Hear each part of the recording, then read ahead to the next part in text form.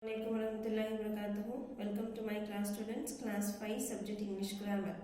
So today we are going to do a chapter that is prepositions. Prepositions. Prepositions. In the picture here, you can see the picture here. You have certain frogs here. Tell me the one which is near the slipper here. Yes, this frog is near the slipper. Near. We are using the word near. Next, tell me the one which is on the shelf here. Yes, this is on the shelf.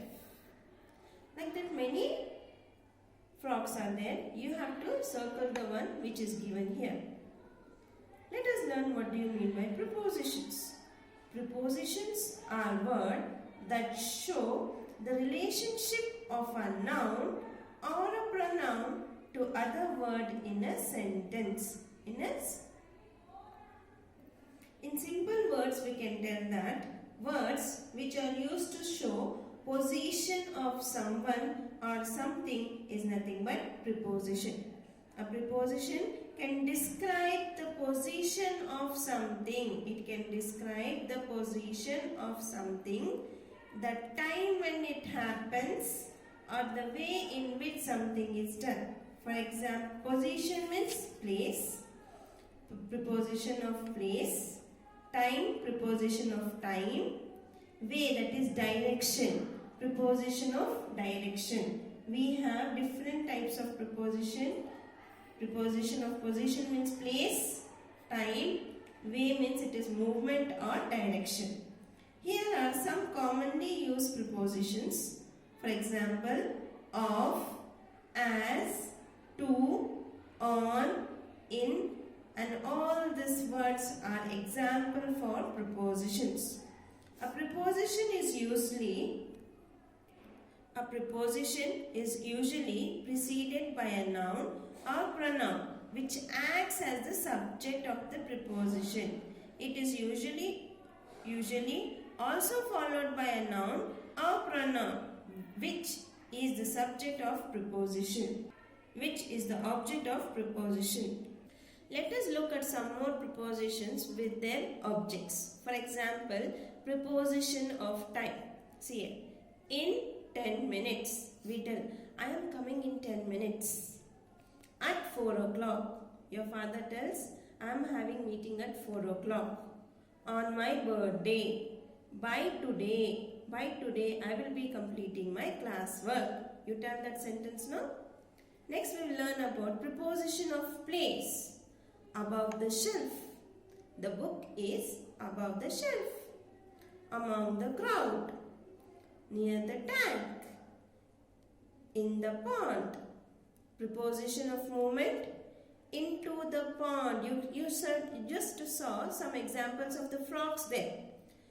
Few frogs were on the shelf, in the water, in the tub, into the tub, and all that examples were there. All that are nothing but few examples in that shows the movement. That is nothing but preposition of movement. Around the park, you can see around the park the vehicles are parked. You can tell like that.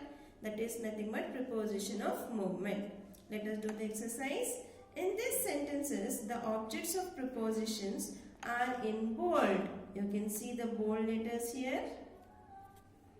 Underline the prepositions. You should underline the preposition here. The first example here is, my aunt works in Canada. So which is the preposition here?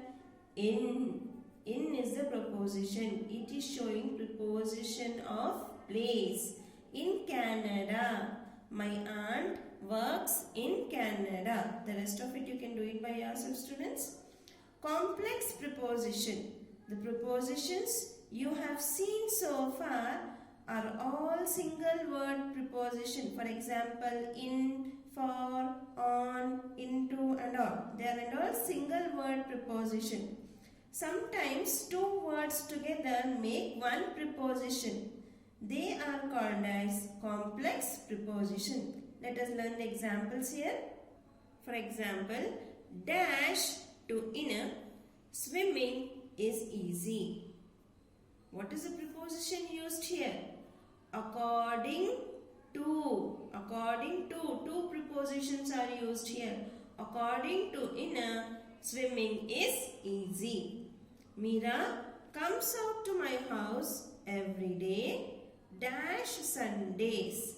Meera comes over to my house every day apart from Sundays. Collocations. Some words are often used with some other words.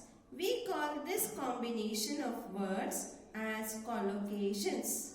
Here are some examples. But for. On is one preposition. Top of. On top of. We have to match the words that have similar meanings here. Instead of. In front of we will tell. Instead of. In place of. Besides. Apart from. Besides, apart from. They have similar meanings. Next we will move on to often confused words. For example, between, among. When we are talking about two things, we use between. When we talk about more than two things, we use among. For example, Julie stood between Sam and Tina. Since, for. We use since to show when something began, or for to show its duration when something is beginning, or to show its duration. When something is beginning, we use since. For its duration, we use for. For example, since 1984, since July, for 2 days, for years. Let us do the exercise. Circle the correct answer to complete the sentences. Place the ball dash the bat and the net.